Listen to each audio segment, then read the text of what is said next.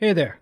Although I am involved with CADAC, the Center of ADHD Awareness Canada, the views and opinions expressed in this episode are those of the participants and do not reflect those of CADAC. And now, cue the music.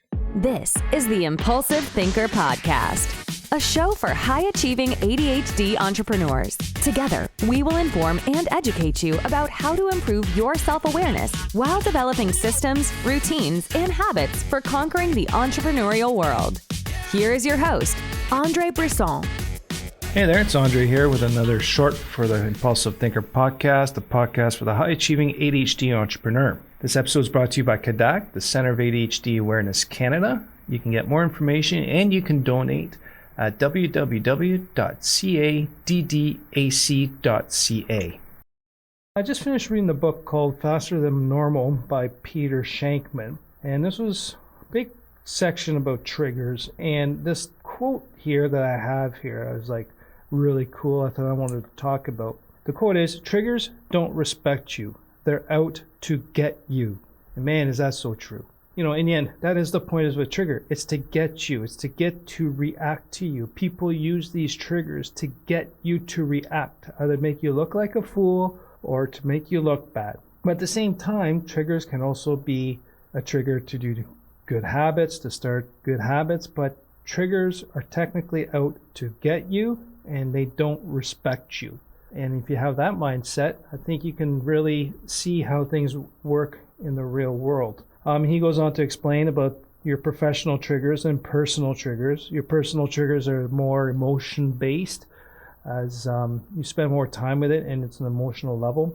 Triggers can also initiate emotional dysregulation, impulsivity, and distractions. So there's a lot of triggers that causes me to have distraction, to be distractive. Triggers to get me impulsive, and also triggers that just launches my emotions into full dysregulation. So, having that said, a long time ago when I started Jade Engineers, the bad experience I had with the previous employer before, where I was partner for a little bit, my emotional dysregulation was going out, just flying off the handle. I was being gaslit, I was being manipulated, I was called a liar, and then my symptoms kind of took over.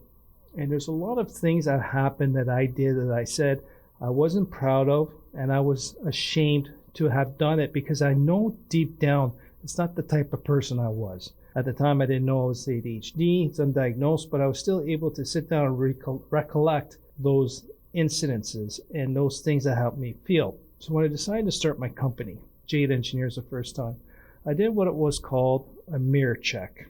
Okay, so basically I looked myself in the mirror and I looked straight in my eyes and I said, I don't like this about you. And I really worked hard to keep my eyesight, keep eye contact. Because if it was something I was ashamed of, it was hard to keep eye contact with myself. So that was a key to me, that there was something there I'm not proud of, and that was something for me to work on. So let's just say, always running behind. And then with that, I get very cranky, I get very short, snippy, and in the end, I'd be really rude. So the more behind I was, the more pressure to get going ahead, I'd be very snippy and impatient. I didn't like that. It made no sense to me. So I took that mirror check, says, I do not want this to happen again. So what do? Most people just look at it from the 3,000 foot view and just say, oh, that means I'll just be more on time. No, I went deeper. So why wasn't I on time? I look back at many occurrences, many different times this happened. So usually be, okay, I was running behind because I decided to do this. I decided to do that. I would just do this again. Or I wasn't prepared. I didn't have anything prepared, so I had to rush and be prepared so I can go, and I was running behind. Okay? So that's still not deep enough. So for a few of them, I actually went down 3 or 4 layers and realized that the time I was waking up in the morning was the trigger to start falling behind. If I did not get up at a certain time and I took another 15, 20 minutes later or half hour, now the whole day was half hour. That means my anxiety was ramped up. That means my impulsivity would take over. Then my emotional dysregulation would be more apt to have a playground to play in. So identifying the trigger that causes the outburst or the symptom is key. So to minimize these triggers, I don't think, triggers are around. Some people say you can get rid of them. I think all you can do is do the best to minimize the trigger from occurring. They're going to occur, but what can we do to minimize the effect of that trigger?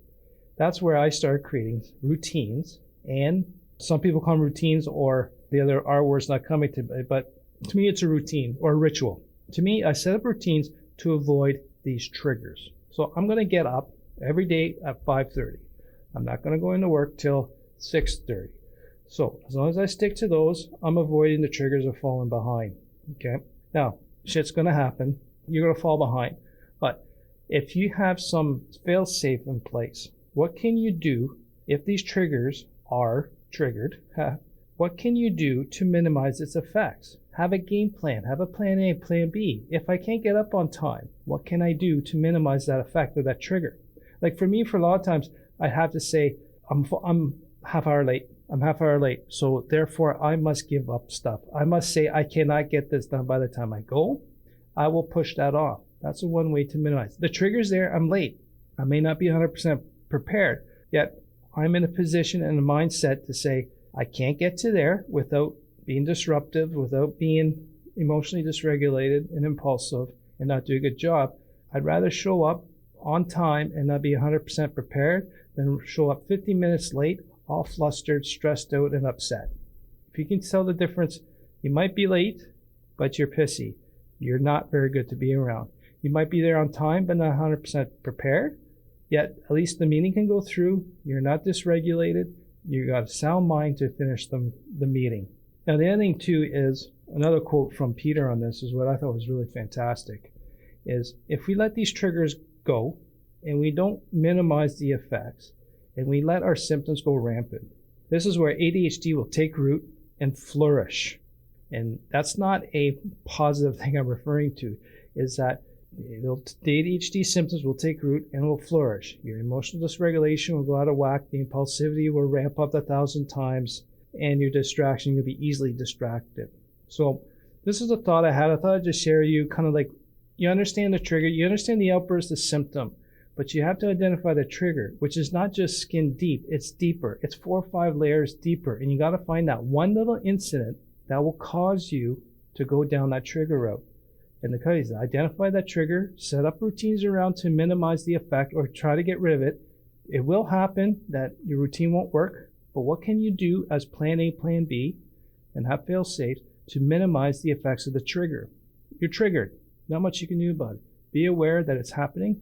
What can you do to minimize the effects? And that means giving up some stuff. While previously we say we have to get it done, we got to get it done, all or nothing, all or nothing. But in this case, we can't do it all. We have to give up something so we can stay on top of things, controlled, and where ADHD will flourish in a positive way to be beneficial to your customer. Thanks again for listening. If you thought this was beneficial for others to hear, please share it with 2-3 friends. Leave me a comment and a rating, please. It would definitely help with spreading the word about this podcast. And thanks again for listening. I'd like to hear from you what you thought about this. Send me an email at questions@theimpulsivethinker.com or at the website, or just reply to my newsletter. Thanks again for listening. Talk soon.